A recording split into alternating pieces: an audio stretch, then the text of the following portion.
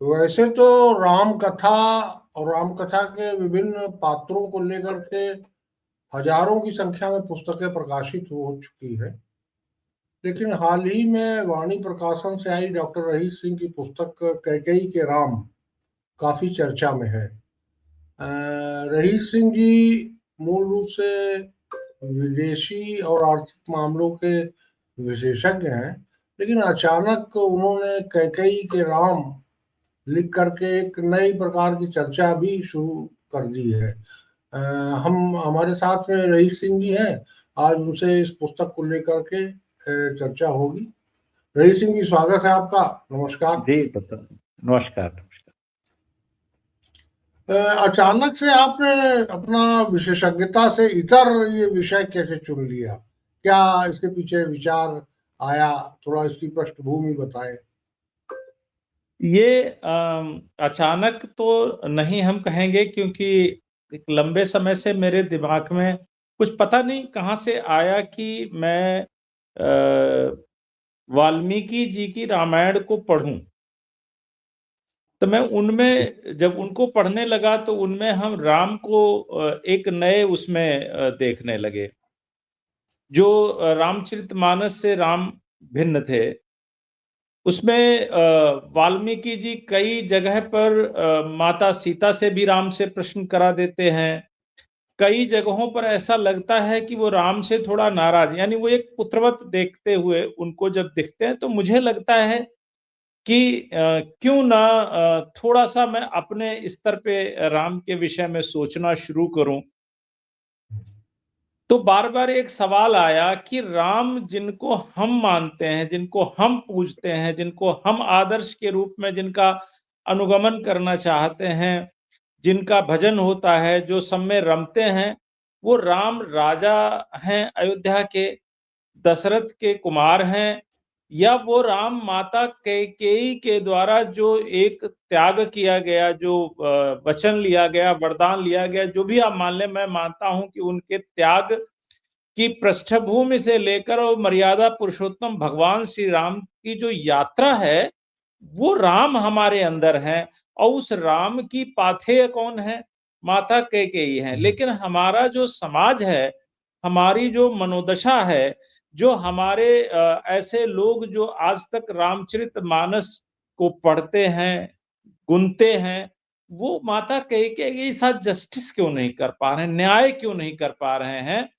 तो मुझे लगा कि इसमें और खोजा जाए। केवल माता कैकेयी को हम लेंगे तो बड़ा सीमित हो जाएगा। तो हमने उसमें 14 अध्याय लिखे। 14 वर्ष राम का वनवास था, और उन 14 अध्यायों में शुरुआत जो है मैंने गुरुवर वशिष्ठ से की है, जब वो संवाद करते हैं। दूसरा अध्याय माता कैकेयी का है। मैंने उसमें रावण के साथ भी प्रभु श्री राम के संवाद को लिया है, क्योंकि मुझे एक जगह झलक मिलती है कि जब रावण के बाण लगा होता है रामायण में ही, तो राम गए होते हैं रावण के पास। बाकी संवाद जो है वो प्रभु कृपा है। और सबरी के साथ संवाद है, माता सीता के साथ संवाद है। वो प्रश्न करती हैं पंचवटी में उनसे कि आप तो शस्त्र धारण करते हैं, लेकिन माता कैकेयी ने तो कहा था कि तापस वेश विशेष उदासी। तो आप शस्त्र धारण कर रहे हैं और आप एक प्रण लेते हैं, एक प्रतिज्ञा लेते हैं युद्ध की, निश्चरहीन करो में। तो मुझे कभी कभी लगता है कि प्रभु ये अपराध तो नहीं हो रहा, ऐसे प्रश्न हैं। इसी तरह से निषाद राज के साथ संवाद है, केवट के साथ संवाद है। और केवट के साथ संवाद जो भी पढ़ा, मुझे बहुत सारे लोगों ने फोन किया कि मुझे बड़ा अच्छा लगा कि एक साधारण व्यक्ति राम से क्या नहीं करवा लेता है। तो ऐसे ही 14 अध्यायों में सिमटी हुई ये पुस्तक है, जिसकी प्रेरणा मूलतः मुझे वाल्मीकि रामायण से मिली। और जो सवाल करता गया मैं उस दौरान अपने आप से कि वो राम जो त्रिलोकदर्शी हैं, वो आखिर वन में पेड़ पौधे पशुओं पक्षियों से पूछते हैं मेरी सीता कहाँ है? वो राम जो एक टंकार में धनुष की पूरा युद्ध पलट सकते थे, वो बंदर और भालुओं की सेना बनाते हैं। वो राम जो विष्णु भगवान के अवतार हैं और 3 पग में पूरा ब्रह्मांड नाप लेते हैं, वो जो है केवट के आगे हाथ जोड़ के खड़े होते हैं कि मुझे गंगा पार करा दीजिए। तो वो राम को हम चित्र से चित्त में कैसे लाएं, तो ये मेरा आप सबके आशीर्वाद से एक प्रयास रहा। अब कितना सफल होता है ये अलग बात है। जी। मर्यादा पुरुषोत्तम भगवान श्री राम की महिमा बताने के लिए कैकेयी को ही क्यों आपने पात्र चुना? मैं एक पुस्तक पढ़ रहा था, उसकी पहली ही प्राकथन की पंक्ति में एक लिखा था, बड़े फेमस ऑथर हैं वो, उनकी पुस्तक है देवदूत। तो उसमें एक स्त्री कहती है पीड़ा क्या होती है। ये लाइन मुझे पिंच करती थी बार बार कि स्त्री जो है वो एक परिवार के सामने, वो अपनों के सामने, अपने पुत्र के सामने, अपने पति के सामने, अपने पिता के सामने पीड़ा नहीं व्यक्त कर पाती है, तब जाकर एकांत में वो उससे देवदूत से कहती है कि पीड़ा क्या होती है। तो मुझे लगा माता भी 14 वर्ष बाद उस एकांत में प्रभु श्री राम से कहती हैं कि राम पीड़ा क्या होती है। आपका वनवास तो सबने देख लिया, और उस वनवास की गाथा युगों युगों तक गाई जाएगी, क्योंकि वह वनवास जो है साधारण नहीं था। 14 वर्ष वनवास के आपने काटे, लेकिन वो 14 वर्ष हमने जो इस अयोध्या राजमहल के अंदर एक वनवास की तरह काटे, मैं तो पाषाण हो गई। मुझे ना तो कुछ सुनाई दे रहा था, ना कोई दृश्य मेरी आंखों के सामने आपके अतिरिक्त था, ना कोई मेरा अपना था। तो राम विचार कीजिए कि आपको राम बनाने का जो त्याग है वो कितना बड़ा है। आप तो राम बने, और मेरे राम वही हो सकते थे जो आज आप राम हैं। तो ये विचार मुझे कई बार आता था, इसलिए क्योंकि मैंने पहले कहा पाथेय कैकेयी है। अगर कैकेयी नहीं होती तो शायद राम को वनवास नहीं होता, और जी। अगर राम को वनवास नहीं होता तो राम अयोध्या के राजा राम तो होते, लेकिन लोकाभिराम नहीं होते। और जी। अयोध्या के राजा राम हो सकता है उन 64 पीढ़ियों की तरह होते जैसे कि पहले हुए, क्योंकि जब हम राम को पढ़ते हैं तो राम से पहले की पीढ़ियों को याद करते हैं, उनकी महानता को, उनकी जो जो आदर्श हैं उनको तब तक नहीं करते हैं, तब तक वो इतने हमारे अंदर जो है नहीं उतरते हैं गहराई में, जब तक राम नहीं उतर जाते हैं। तो राम को उस योग्य किसने बनाया? वो मेरी समझ से कैकेयी ने। एक मैं यहाँ पर छोटा सा आपको उदाहरण दूं। राम जब गुरु वशिष्ठ से मिलते हैं, पलट के जब आते हैं अयोध्या वनवास के बाद, तो वशिष्ठ राम से एक प्रश्न पूछते हैं कि राम ये बताइए कि जब आप रावण से युद्ध कर रहे थे तो आपको क्रोध तो नहीं आया था? तो राम कहते हैं अभिप्राय गुरुदेव मैं नहीं समझा। तो बोले इस संसार को समझने वाला अगर मेरा अभिप्राय नहीं समझता है तो मैं थोड़ा और स्पष्ट करता हूं। तो वो कहते हैं कि जब कोई युद्ध प्रतिशोध के लिए होता है तो क्रोध आता है, और जब युद्ध किसी संस्थापनार्थाय होता है, वो संस्कृति की हो, धर्म की हो, राष्ट्र की हो, तो शांत चित्त से रणनीति के साथ युद्ध होता है।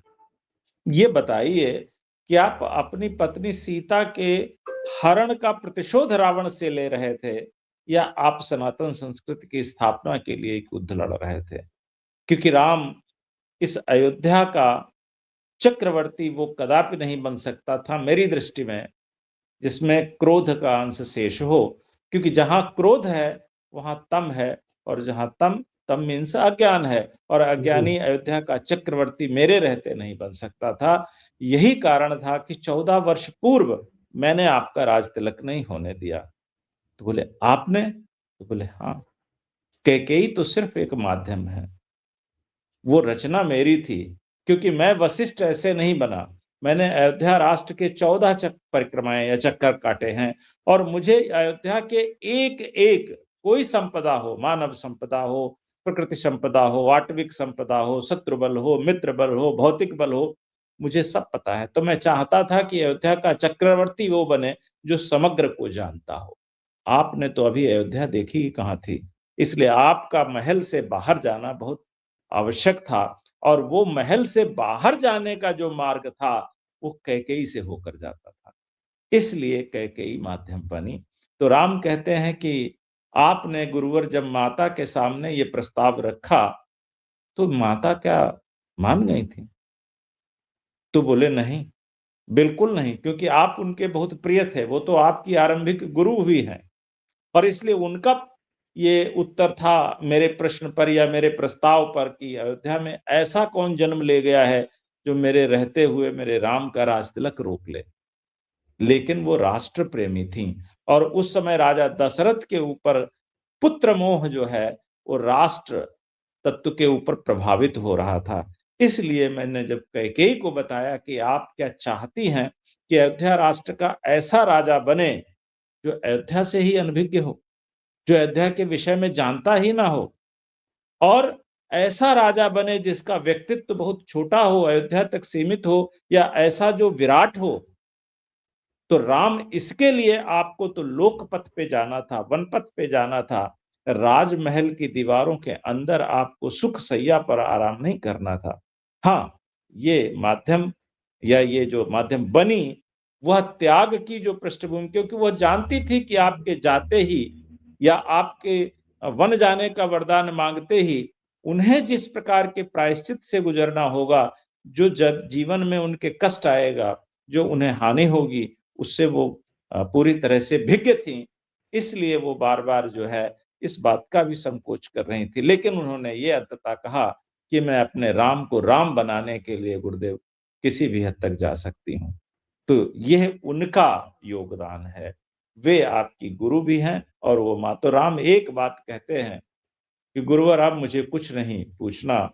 माँ जो है वो अपने पुत्र को श्रेष्ठ बनाना चाहती है, और गुरु अपने शिष्य को योग्य बनाना चाहता है। यहाँ तो दोनों थे। तो योग्य श्रेष्ठ का या श्रेष्ठ योग्य का निर्माण होना था। अब मुझे कोई प्रश्न नहीं करना। तब गुरुदेव कहते हैं कि राम जो गए थे यहाँ से वन के लिए, वो राजा दशरथ और कौशल्या के पुत्र राम थे, लेकिन जो वन से वापस आए हैं, वो कैकेयी के राम हैं। तो उसी पर ये शीर्षक है। अभी तक आप विभिन्न समाचार पत्रों में आपके जो लेख प्रकाशित होते रहते हैं नियमित रूप से, कई पुस्तकें भी आपकी आ चुकी, सभी की विषय वस्तु या तो विदेश है या अर्थ है। एकदम से जो आपने धारा बदली और धर्म पर आ गए, उसकी उसके पीछे क्या वजह लगती है कि जो आपने कभी जिसको छुआ नहीं, जिस विषय को जी। अचानक उस पर कलम चला दी, और एकदम ऐसी कलम चला दी कि राम कथा मर्मज्ञ बन गए। तो इसके पीछे की कहानी क्या है?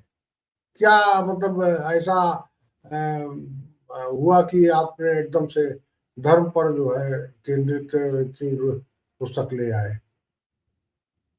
जी, आप तो मेरी जो लेखन की यात्रा है उसके अग्रगण्य हैं, उसके सारथी भी हैं और गाइड भी हैं। ये जो आपने सच कहा, मुझे खुद नहीं पता। मैं सच बताऊँ आपको तो कि जब वो कुछ करवाना चाहते हैं, उसमें जैसे कि एक प्रश्न नहीं है कि तुलसी ने अपने रामचरित में लिखा है कि जब राम केवट से कहते हैं कि नाव ले आओ, तो केवट कहता है मैं आपका मर्म जानता हूँ, मैं नाव नहीं लाऊँगा। और वो राम से कभी नहीं मिला था। पंचवटी में जब राम माता सीता से कहते हैं कि तब तक करो अगिनवा वासा, जब तक करो निशाचर नासाव, लिखते हैं लक्ष्मण हुए मरम न जाना, जो कस चरित्र रचो भगवाना।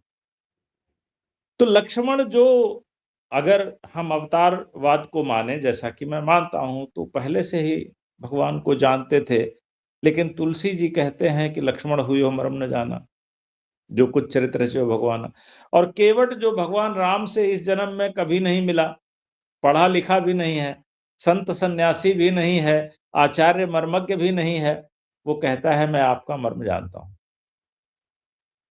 तो लास्ट में यह भी लिखा है कि सोई जाने जय देहि जनहि। तो जो उनके मर्म को वो जनवाना चाहते हैं, वो बताना चाहते हैं, मेरे आराध्य भगवान श्री कृष्ण हैं। मैं इस विषय को लेके बहुत दिन से मतलब एक पीड़ा में रहता था कि ये क्यों आता है मेरे विषय में। मैं फिर थोड़ा बहुत पढ़ता था, फिर बंद कर देता था, अपने विदेश नीति को पढ़ने लगता था या अर्थ भी पढ़ने लगता था। फिर मैं नैमिषारण्य गया। वहां पर आचार्य जी हैं अनिल शास्त्री जी, अनिल दीक्षित हैं वो शास्त्री। जी जी। कुछ ऐसा रहा कि जब मैं पहली बार मिला तो मैं उनके पास बैठा था। हमारे बड़े साले साहब हैं, वो संत हैं, तो उन्होंने मिलवाया उनको। तो उन्होंने यही विषय छेड़ दिया। तो मैंने चलते चलते पूछा कि गुरुदेव ये बताइए कि जिस विषय में पिछले 2 साल से अटका हुआ हूं, उस पर आपने चर्चा क्यों शुरू की? तो उसने कहा हो सकता है आप उसी के कारण यहां तक आए हो। हम्म तो वहां से मैंने उन पर निरंतर, मैं हर 15 दिन पे उनके पास जाता था। बहुत सारी विषय को, ग्रंथ को, पुस्तकों को, जहां कुछ हो ऐसा कि इस विषय पर कहाँ मिलेगा मुझे कुछ बताइए, तो वो बताते थे। तो वहां से एक चर्चा ये शुरू हुई। दूसरा, आपने देखा कि सुप्रीम कोर्ट का जब फैसला आ गया कि राम का मंदिर बनना है, और वह मंदिर जिनके माध्यम से बनना है, कहीं न कहीं से हम सबका एक जुड़ाव है, अ, गहरे तक उसकी चर्चाएं हो रही थी। तो जब चर्चाएं हो रही थी तो बार-बार मुझे एक चीज आ रही थी कि हम तो शुरू से एक गाते चले आए, या भगवान महादेव ने कहा है ना, राम रामेति रामेति रमे रामे मनोरमे, सहस्र नाम ततुल्यम राम नाम वरानने। तो वो राम जो सब में रमता है वो कहाँ रहेगा? और वो जो हमारे अंदर रहने वाला है या रहता चला आया है, हमको खुद नहीं मालूम, पीढ़ियों से हमको तो ये बताया गया ये भगवान राम है। इन पर जो गाएगा, इनको जो गुनेगा, वो साकेत धाम जाएगा। तो मैंने उनको गुनना शुरू किया, और मैंने उस चित्र से चित्त तक लाने की अपनी पहले एक यात्रा शुरू की कि वो राम से हम बात कैसे कर सकते हैं, क्योंकि जब हम बात करेंगे तो केवट से बात करवा पाएंगे। हम्म जब हम निषाद राज बन के बात करेंगे तो निषाद राज से फिर उस बात का मर्म आएगा। जब हम कैकेयी बन के, हम सबरी बन के बात करेंगे उनसे, तो हो सकता है वो संवाद जो है वो निकले। तो ये मंथन में करीब करीब मुझे लगता है 2 साल तक मेरे दिमाग में चला, और पूरे 2 साल मैंने इस पुस्तक को लिखने में समय लगाया। मतलब 4 साल की ये यात्रा रही। आप सबके सामने डिस्क्लोज इसलिए नहीं किया क्योंकि ये मेरा विषय नहीं था। मैं इसमें कुछ जानता भी नहीं था, और सच बताऊं तो हो सकता अभी न जानता हूं, लेकिन ये कहीं से लिख गई पुस्तक और लिखवा डाली गई। तो मैं खुद अब जब पढ़ता हूं तो मैं सोचता हूं कि ये शब्द कहाँ से मैं ले आया था, ये क्यों, कैसे मेरे मन में आया था। तो मुझे लगता है कि जब उनकी कृपा होती है और वो जब आपसे कुछ कहलवाना चाहते हैं, तो वो किसी न किसी माध्यम से कहला ही लेते हैं। हो सकता है ये हमारे आराध्य श्री कृष्ण ने मुझे कहलवाया हो राम पर, या राम ने खुद कहलवाया हो, या फिर बजरंगबली की कृपा, किसी की तो कृपा है, ये मेरा कुछ नहीं है।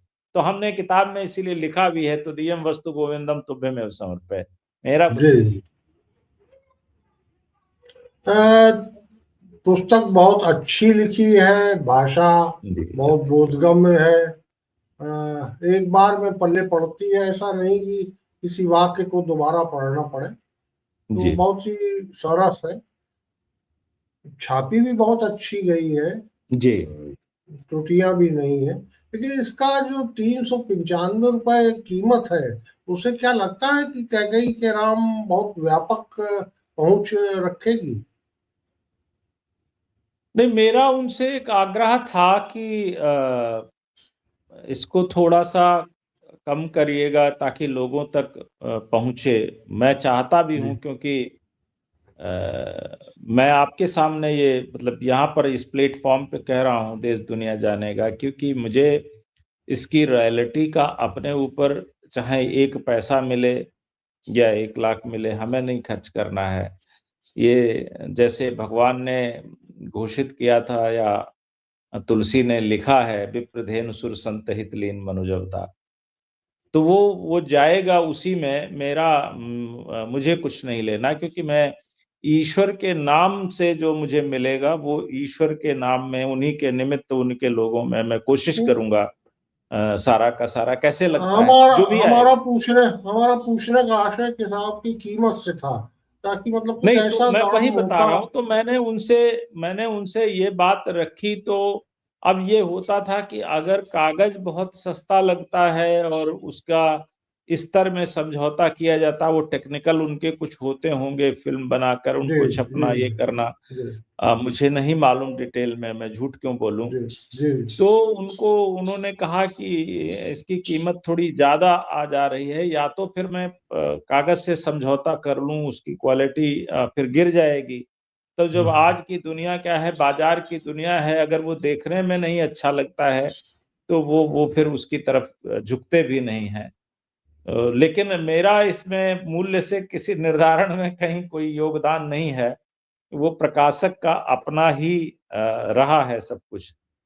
अगली तो मैं, पुस्तक का आपने विषय कहा क्या? है तो मैं एक बार फिर उनसे निवेदन करूंगा कि अगले जो जी संस्करण आए तो उसमें मूल्य कम करें, या घोषित, अगर आप प्रिंट में नहीं कम कर सकते हैं तो घोषित तौर पर उस पे एक बड़ा डिस्काउंट रख दें, 40-50%, ताकि लोगों की पहुंच तक वो जाए। तो मैं ये निवेदन ही कर सकता हूं, बाकी तो आप जी जानते हैं कि बाजार जो है वो अपने हिसाब से काम करता है, लेखक उसमें कहीं ठहरता नहीं है।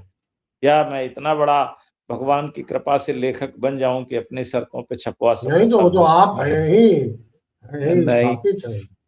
अगला मैं तो विषय आपके क्या रहेगा? आशीर्वाद। जो जी, अगली तैयारी किस विषय पर है आपकी? मैं थोड़ा सा बीच में फिर गया था, अंतर्राष्ट्रीय विषय की तरफ गया था, और मैंने जी कुछ लिखा भी है। अभी मैं करेक्शन कर रहा हूँ। वो उस पे है, बलूचिस्तान पे है। लेकिन उसके आगे की जो तैयारी है वो कृष्ण पे है। बहुत बढ़िया, बहुत मैं बढ़िया। बराबर इसलिए इधर, मैं जब भी छुट्टी मिल जाती है तो मैं ब्रज क्षेत्र में जाता हूँ। अब की मैं कुछ गांवों में गया कि कृष्ण जो हैं वो, उनके कृष्ण कैसे हैं। हम जिन कृष्ण को पढ़ते हैं, वंदे कृष्णम जगत गुरु, मैं चाहता हूँ कि वो जो लाला है, जिसको वो देख कर सोते हैं, जिसको देख कर उठते हैं, जिसको बिना खिलाए खाते नहीं हैं, जिनको बिना सुलाए सोते नहीं हैं, वो उनका कृष्ण कैसा है। और उस कृष्ण में जो एक लालित्य है, जो लीलाएं हैं, वो 11 साल तक के कृष्ण में जो हैं, वो कैसे निकले उनके मुख से, उनका कृष्ण। तो मैं इसलिए मैं कोशिश कर रहा हूँ, अगर वो चाहे तो मैं उस पे आपके आशीर्वाद आपका मिला तो मैं करता रहूंगा। अभी तो मैं बराबर जा रहा हूँ, अभी उनके बीच रुकता हूँ, संतों से मिलता हूँ।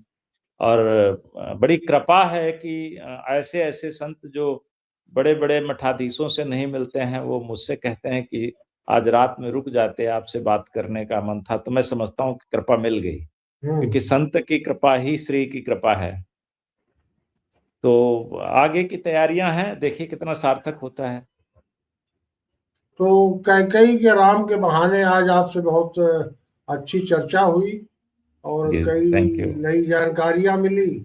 और आगे थैंक यू। आप किस विषय पर लिखने जा रहे हैं, इसके बारे में भी हमारे दर्शकों को जानकारी मिली। आपका बहुत जी, बहुत धन्यवाद रही। Thank you, thank